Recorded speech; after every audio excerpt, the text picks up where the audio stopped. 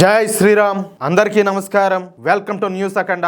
నేను మీ కస్తూరి శ్రీధర్. మిత్రులారా, ఒక ఉగ్రవాది అనేవాడు మన దేశానికి వ్యతిరేకంగా, మన ధర్మానికి వ్యతిరేకంగా ఈ దేశాన్ని ముక్కలు చేయాలని, ఈ దేశంలో మానవ హోమం సృష్టించాలని చెప్పేసి విశ్వ ప్రయత్నం చేస్తూ ఉంటాడు. అలాంటి వాడికి పెద్ద ఎత్తున సపోర్ట్ దొరుకుతుంది. దేశ విదేశాల నుంచి వాడికి పెద్ద ఎత్తున నిధులన్నీ కూడా అందుతాయి. ఎందుకంటే వాడు ఇక్కడ పెద్ద ఎత్తున మానవ హోమం సృష్టించాలి కదా. ఇకపోతే ఒక విదేశీ మతాన్ని స్వీకరించిన వాడు మన హిందువులను వ్యతిరేకిస్తా, మన హిందూ దేవీ దేవతలను దూషిస్తా, అమాయకులైనటువంటి హిందువులకు మాయ మాటలని చెప్పి మభ్యపెట్టి వాళ్ళని మతం మార్చాలని చెప్పి విశ్వ ప్రయత్నాలు చేస్తూ ఉంటారు. మనమంతా కూడా చూస్తూనే ఉంటాం. అలాంటి వాళ్ళు కూడా దేశ విదేశాల నుంచి పెద్ద ఎత్తున నిధులు వరద పారుతూ ఉంటుంది. అలాంటిది మన న్యూస్ అఖండ ఛానల్ ద్వారా మన దేశానికి, మన ధర్మానికి సంబంధించినటువంటి ఎన్నో విలువైన వార్తలను సేకరించి మీకు అందించే ప్రయత్నం చేస్తూనే ఉన్నాం. ఈ క్రమంలో ఎన్నో కష్టాలు, బాధలు, సమస్యలు, ఆర్థిక ఇబ్బందులు ఎన్నో. అలాంటిది నోరు తెరిచి అయ్యా నెలకు ఒకసారి మీ శక్తి మేరకు, అది ఎంత చిన్న మొత్తమైనా సరే ఆర్థిక సాయం చేయమని అడిగితే మన ఛానల్కు 2,85,000 మంది సబ్స్క్రైబర్లు ఉన్నారు. అలాంటిది పట్టుమని 10 మంది కూడా ముందుకు వచ్చి ఆర్థిక సహకారం అందించడం లే.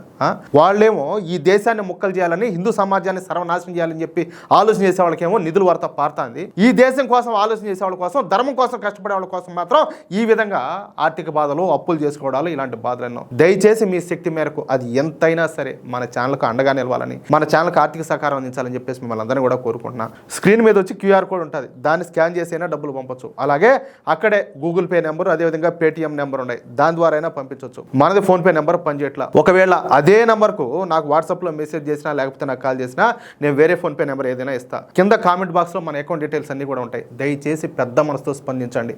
ఒక బాధ్యత కలిగినటువంటి భారతీయుడిగా, ఒక హిందువుగా, సాటి హిందువుకు సాయం చేయడానికి ప్రతి ఒక్కరు కూడా ముందుకు రావాలని చెప్పి నేను కోరుకుంటున్నాను. సరే, ఇక న్యూస్ విషయానికి వస్తే, సిలిగురి కారిడార్ అనేది పశ్చిమ బెంగాల్ రాష్ట్రంలోని సిలిగురి నగరం చుట్టూ ఉన్నటువంటి అతి తక్కువ వెడల్పు కలిగినటువంటి భూభాగం. భారతదేశ ప్రధాన భూభాగాన్ని ఈశాన్య రాష్ట్రాలతో కలిపేటటువంటి ఏకైక మార్గం ఇదే. ఇది మ్యాప్ లో చూడడానికి కోడి మెడలాగా ఉంటుంది కాబట్టి దీనిని చికెన్ నెక్ అని కూడా పిలుస్తారు.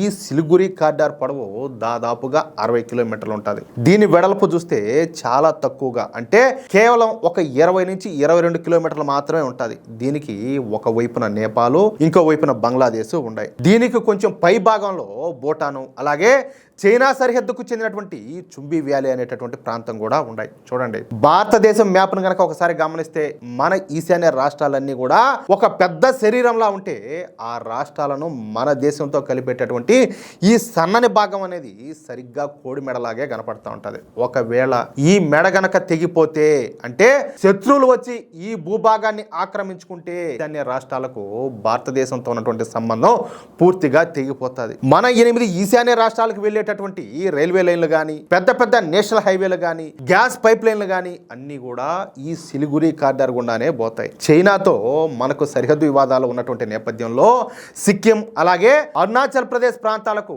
మన ఆర్మీని పంపించడానికి ఈ దారి అనేది అత్యంత కీలకమైంది. ఈ ముప్పును మనసులో పెట్టుకునే చైనా ఏం చేస్తుంది అంటే, తన రోడ్లు అలాగే బిల్డింగులు లాంటి వస్తువులను మన సరిహద్దు వరకు పెంచుకుంటా వస్తుంది. ఈ కారిడార్ పైన ఒత్తిడి పెంచాలని చెప్పి చూస్తుంది. 2017లో జరిగినటువంటి డోక్లాం సంఘటన కూడా ఇందుకే జరిగింది.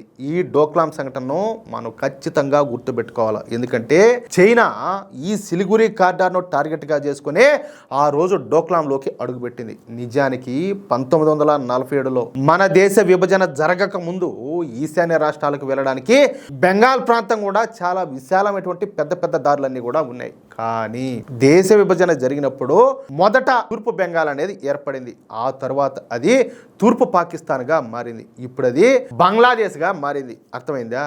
దీనివల్ల ఈశాన్య రాష్ట్రాలకు ఉన్నటువంటి ముఖ్యమైనటువంటి భూమార్గాలన్నీ కూడా కట్ అయిపోయినాయి. నిజం చెప్పాలంటే అప్పట్లో ఉన్నటువంటి మన ప్రభుత్వాలు కానీ, ఆ రాజకీయ నాయకులు కానీ ఏ మాత్రం కూడా బుద్ధి జ్ఞానం అనేవి లేవు. అసలు ఈ బంగ్లాదేశ్ ఏర్పడడానికి కారణం ఎవరు?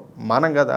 మనం ఆ దేశానికి ప్రాణత్యాగాలు చేసి మరి స్వాతంత్రం ఇప్పించినప్పుడు మనకు సరిపడా మన భూమిని మనం తీసుకుండాలా. మేము మీకు ఇంత పెద్ద సాయం చేస్తున్నాం కదా, మాకు ఇదిగో మాకు ఈ భూమి కావాలి, ఈ భూభాగం కావాలి, దీన్ని మీరు వదిలేసుకోండి అని చెప్పాలా. అవసరం వాళ్ళది కాబట్టి చచ్చినట్టు చేసిందరు. కానీ చేయలే. ఇంకొకటి, అదే యుద్ధంలో పాకిస్తాన్కు చెందినటువంటి కొన్ని వేల మంది సైనికులు మన ముందు లొంగిపోయినారు. ఏంలే తుపాకులు వదిలేసి సరెండర్ అయిపోయినారు కొన్ని వేల మంది. వాళ్ళకు బిర్యానీలు పెట్టి పంపించినారే కానీ వాళ్ళని అడ్డం పెట్టుకొని ఈ పాకిస్తాన్ ఆక్రమిత జమ్మూ కాశ్మీర్ ఏదైతే ఉండదో దాన్ని మనం స్వాధీనం చేసుకోవచ్చు, దాన్ని కూడా స్వాధీనం చేసుకోవాలా. ఎంత మాత్రం దీన్ని కానీ దాన్ని కానీ ఏ అవకాశాన్ని కూడా వీళ్ళు సద్వినియోగం చేసుకోవాలా. ఏం ప్రభుత్వాలు అయ్యాయ్యా, ఏం ప్రభుత్వాలు అంటాలే. దీని ఫలితంగా ఏంటంటే హిమాలయ పర్వతాల కింద ఉన్నటువంటి ఈ చిన్న సన్నని సిలిగురి దారి మాత్రమే భారతదేశాన్ని తన ఈశాన్య రాష్ట్రాలతో కలిపేటటువంటి ఒకే ఒక్క భూభాగంగా మిగిలిపోయింది. అసలు ఇంత దారుణంగా జరిగినటువంటి ఈ దేశ విభజనను ఒప్పుకున్న ఆనాటి నాయకులకు దండేసి దెబ్బేయాల. ఏమంటారా? ఇది ఎంత మాత్రం బుద్ధి లేని పనిగా భావించవచ్చు. కానీ అప్పటి మన దేశ నాయకులు ఈ విభజనను గుడ్డిగా ఒప్పుకున్నారు. 1962లో జరిగినటువంటి భారత్ చైనా యుద్ధం తర్వాత చైనా గనక ఈ కారిడార్ను కట్ చేస్తే మొత్తం ఈశాన్య భారతదేశాన్ని మన దేశం నుంచి విడదీసే ప్రమాదం ఉందని చెప్పేసి రక్షణ రంగ నిపుణులంతా కూడా గుర్తించారు. అప్పటి నుంచి ఈ ప్రాంతంలో సైనిక మోహరింపు అలాగే మౌలిక సదుపాయాల కల్పన పైన భారత్ ప్రత్యేక దృష్టి అయితే పెట్టింది. కానీ అప్పట్లో చేసి చచ్చింది ఏమీ లేదనుకోండి, అది వేరే విషయం. అయితే 1975లో సిక్కిం రాష్ట్రం అధికారికంగా భారతదేశంలో విలీనం కావడంతో ఈ చికెన్ నెక్ కారిడార్ కు ఉత్తరం వైపున భారతదేశానికి ఒక రక్షణ కవచం అనేది దొరికినట్లయింది. ఇది చైనా దేశానికి చెందినటువంటి చుంబీ వ్యాలీ నుంచి వచ్చేటటువంటి ప్రమాదాన్ని కొంతవరకు తగ్గించింది. ఇకపోతే 2014లో మన మోడీ ప్రభుత్వం అధికారంలోకి వచ్చిన తర్వాత ఈ ప్రాంతాన్ని పెద్ద ఎత్తున అభివృద్ధి చేసింది. ఇంకా అభివృద్ధి చేయాల్సి ఉన్నది. కానీ మమతా బేగం మాత్రం ఈ సిలిగురి కారిడార్లోని భూములను కేంద్ర ప్రభుత్వానికి ఇవ్వడానికి ఎంత మాత్రం కూడా ఒప్పుకోవాలి. ఎందుకంటే దేశ వ్యతిరేక కదా ఈ ముండా, హిందూ వ్యతిరేక కదా, ఇది ఎందుకు ఒప్పుకుంటుంది? ఒకవైపున చైనా, ఇంకో వైపు బంగ్లాదేశ్లో ఈ సిలిగురి కారిడార్ను లాక్కోవడానికి పన్నాగాలు పంతా ఉన్నప్పటికీ ఈ అభినవ శూర్పణకైనటువంటి ఈ రాక్షసి మాత్రం అక్కడి భూములను కేంద్ర ప్రభుత్వానికి ఇవ్వడానికి అస్సలు ఒప్పుకోవాలా. అయితే మొన్న జరిగినటువంటి పశ్చిమ బెంగాల్ అసెంబ్లీ ఎన్నికల్లో బీజేపీ ఘన విజయం సాధించింది. సువేందు అధికారి గారు బెంగాల్ రాష్ట్ర ముఖ్యమంత్రిగా బాధ్యతలు తీసుకున్నారు. అంతే, ఆయన ముఖ్యమంత్రిగా పదవి చేపట్టిన కేవలం 10 రోజుల లోపలే ఈ సిలిగురి కారిడార్ దగ్గర ఉన్నటువంటి 120 ఎకరాల భూములను మన కేంద్ర ప్రభుత్వానికి అప్పగించారు. దేశ భద్రత పరంగా ఎంతో కీలకమైనటువంటి ఈ నిర్ణయం మొన్న మే 19వ తేదీన బయటకు వచ్చింది. సువేందు అధికారి నాయకత్వంలోని బెంగాల్ ప్రభుత్వం సరిహద్దుల్లో ఈ ఫెన్సింగ్ వేయడానికి అలాగే రక్షణ వస్తువుల కోసం 120 ఎకరాల భూమిని కేంద్రానికి కేటాయించింది. ఈ భూమి ముఖ్యంగా బార్డర్ సెక్యూరిటీ ఫోర్స్ ఆధీనంలోకి పోతుంది. అంతేకాకుండా ఈ కారిడార్లోని 7 జాతీయ రహదారుల నిర్వహణను కూడా రాష్ట్ర ప్రజాపనుల శాఖ నుంచి NHAI అలాగే NHIDCL సంస్థలకు బదిలీ చేశారు.